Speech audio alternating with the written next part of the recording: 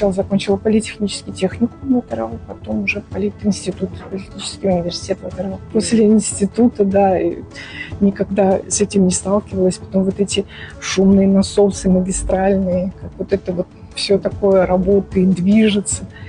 Вот, ну, для молодой девушки это, конечно, такое неожиданность, скажем так, чего-то, может быть, даже какая-то, не знаю, боязнь поначалу была. У меня, допустим, 3-й участок. И мы на нефтеперекачивающей станции головной имени Касымова, НПС Касымова, который находится в ТРАУ. Вот, мы принимаем нефть. Вот, значит, со стороны Узеня, на резервуарные парки, и дальше перекачиваем на Самару. Я бы сравнила ее с космическим кораблем.